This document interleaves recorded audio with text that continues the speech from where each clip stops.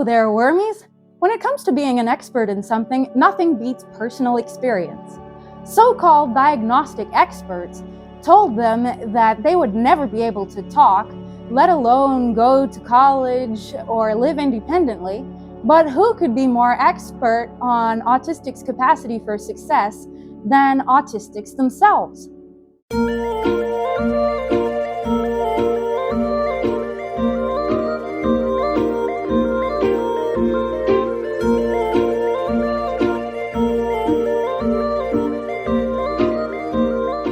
Welcome back to my channel. I'm Hannah and I have autism and ADHD. I make weekly videos rating the representation of autism, ADHD, and other neurodiverse conditions in the media. Hit that like and subscribe button to join the neurodiverse bookworm family so you don't miss a single recommendation. Autistics on Autism, stories you need to hear about what helped them growing up and pursuing their dreams. This book is a compilation of essays written by students seeking a scholarship from the Kerry Magro Fund, and proceeds from this book will support this fund as well as neurodiversity advocate Kerry Magro. If you were to meet Kerry Magro today or watch one of his TEDx talks, you would never know that he didn't say his first word until he was 3 years old, or that he was kicked out of a number of schools for his autistic behaviors.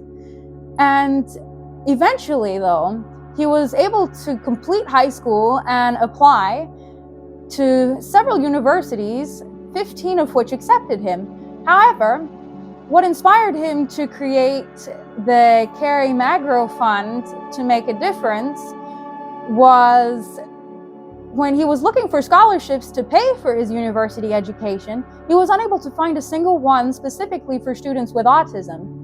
Today, Kerry has participated in and consulted on several different Hollywood films and series, as well as written a number of books. And he says, through all these adventures, it's been my amazing good fortune to serve as a mentor and coach to other people like me. Growing up without any role models was difficult. I want to mentor future generations of people with autism and show them that they don't have a disability so much as a different way of looking at the world. Sometimes the inquiries I receive are from people who need help getting ready for college. We often meet in person over Skype or sometimes over the phone. Or sometimes people approach me for dating advice. No matter the challenge, I know I can speak to them as a peer. Working together, hopefully we can find ways for them to achieve the success of their dreams. I think it's important for autistic young people to have successful autistic role models they can look up to, because when you're autistic, it's kind of hard to see sometimes beyond your challenges and find ways to overcome them. But when you see that someone else that you can identify with has overcome, that brings a lot of hope. And not only that, these role models can serve as mentors, helping autistic young people on the path that they've already traveled, because they know the way and the pitfalls from the inside better than anyone else. They can reach down and help guide other autistics to success. Many of the writers in this book attribute a great deal of their success to their faith in God. For example, Joshua, a young black man, says, "The most remarkable success in my life is my relationship with Jesus. My parents were told that I would never understand the concept of God or Jesus.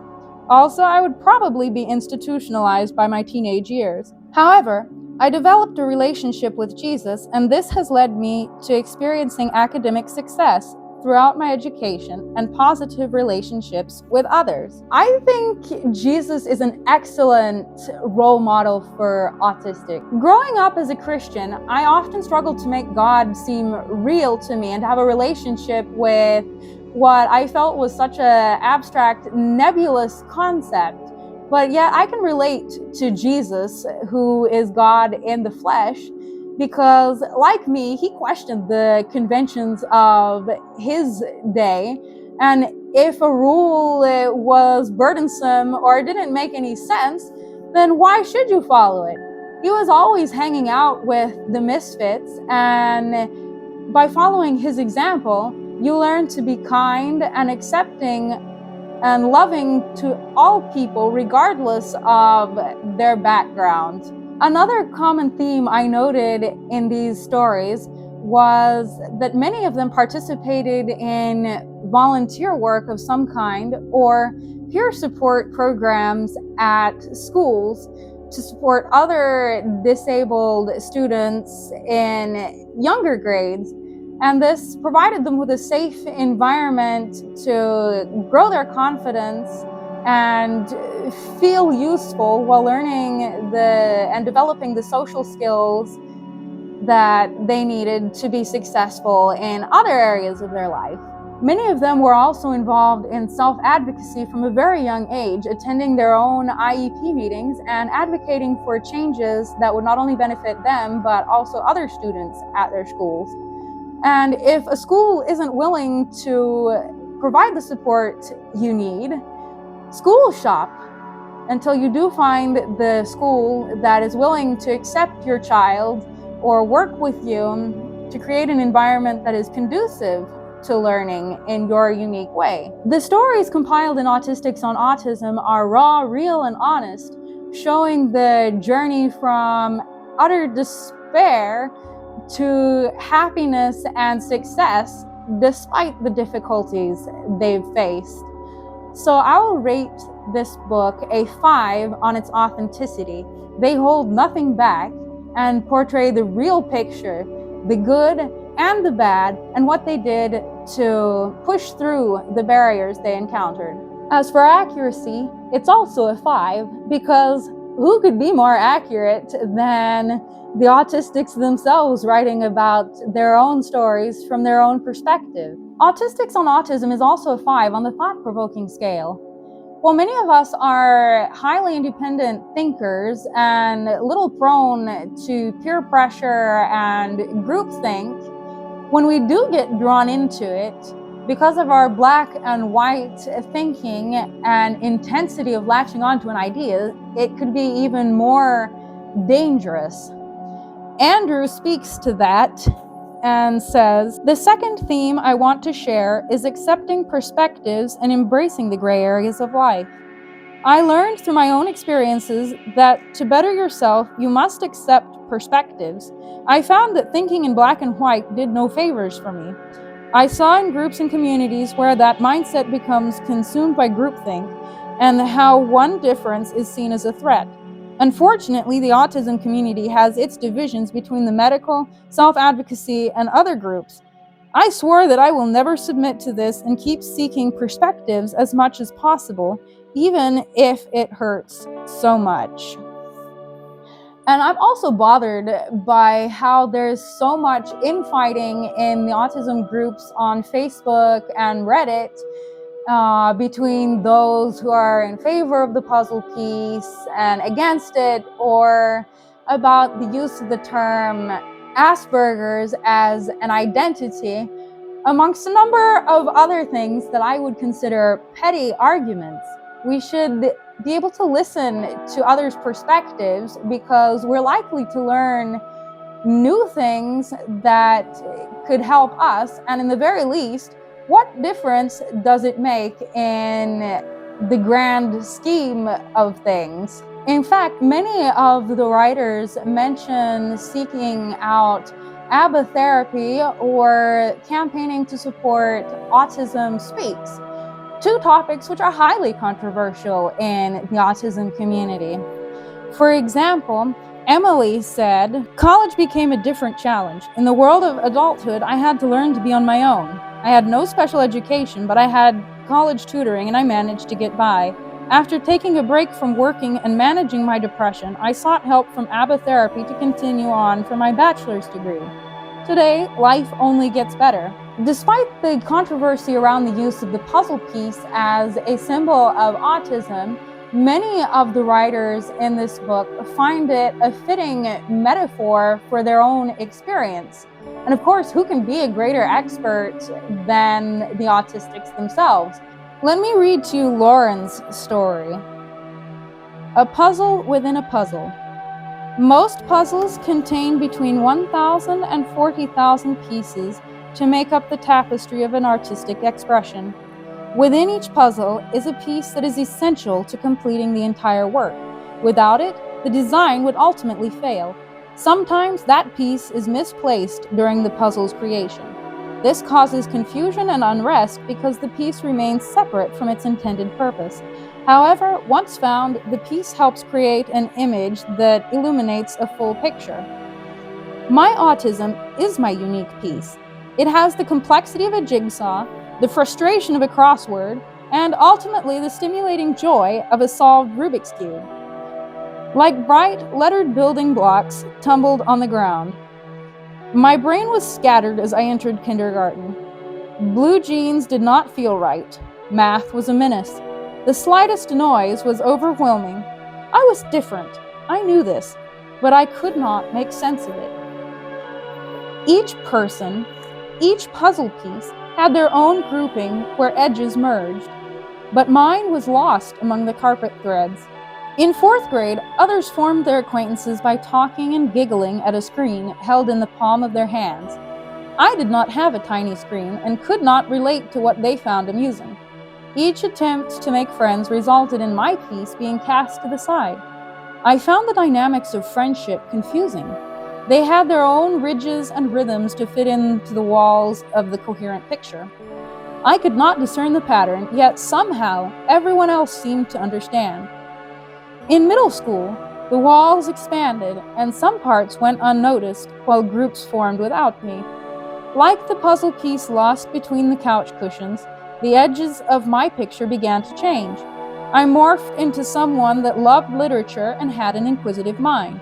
While others took comfort in gossiping and joining sports, I was reading tales of misfits and adventurous heroes. The cardboard that backed my shiny veneer was stitched with determination to succeed no matter the cost. All throughout high school, I sought to achieve my fullest potential, while some felt the need to coast. Sensing my blueprint was different, I realized the need to switch schools. Suddenly, it became clear that my piece was originally mixed and misplaced in the wrong box. With this change, matches became possible and friendships became a reality. I had finally found a small cluster of others that likewise posed insightful questions and had a quirky sense of humor. Each of my new parts was different, but managed to intertwine among the walls of my private school. Clubs, theater, and TV production became possibilities instead of threats. Now, I could build the confidence that led me to pursue a job and contribute in ways that were previously unthinkable. I was a valued member of teams, called upon to lead by example. My missing puzzle piece had been recovered from the cushion and appreciated as a key component of a complex landscape. Each person can be described as an enigma or a riddle. Their interactions can bewilder, perplex, and baffle those who do not fully understand. Autism is no exception. It was not until my guidance counselor informed me of my positive impact on the school that the last piece fell into place. I wanted to pursue early and special education, but was unclear if this new venture was within my reach. With the opening of my acceptance letter, the final image came into sharp focus. There were visions of helping other students to find their place, much like my own tangle with the autistic puzzle. And that's how I feel as well, always puzzled at why I struggled in so many areas, yet seemed so normal. And now that I'm diagnosed and have discovered many ways of working around my challenges, I want to help other people find the piece to the puzzle they've wondered at all their lives. It would be amiss if I didn't reach down and help them the way others have helped me discover who I am and put all the pieces together so that my life finally makes sense.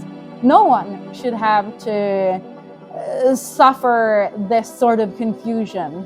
While autism may still be stereotypically thought of as something that primarily affects only young white males, the stories in this book are a 5 in their diversity, because there are stories from immigrants who face the challenges not only of autism, but of learning to survive in a new culture and in a new language. There's Hispanics, Blacks, people who've suffered from multiple disabilities, including deafness, ADHD, and so much more. There are late diagnosed, early diagnosed, and there's surely a story you can identify with in this book. However, I can only give this book a 1 for accessibility, unfortunately. As excited as I was to read this book based on the title, it was a very difficult slog due to the layout, the typeface, many different typos, and it carries the feel of an amateur website that was just thrown together in a book with little thought for design. However, that doesn't mean that this book won't be helpful and encouraging, and it never claimed to be any great work of art or literature. It's just simply autistics speaking to other autistics to show them that there is more beyond the perceived limitations you may hold of yourself. In the back of the book, Kerry includes 11 questions autistics should ask prospective colleges, as well as 10 tips for succeeding in college with autism.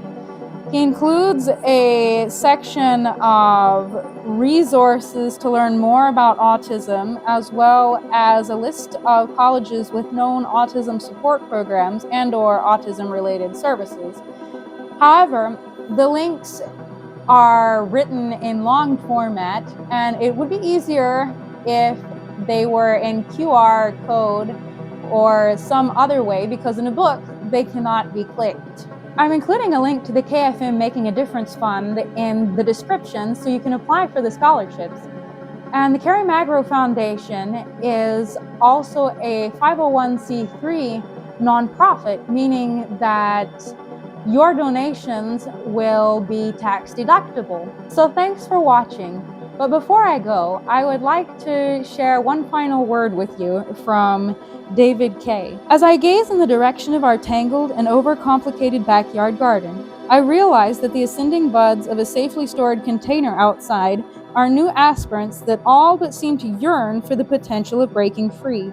Like with my own first sweep of seemingly stagnated garden growth, many of my initially discounted plants soon gave way to bountiful yield.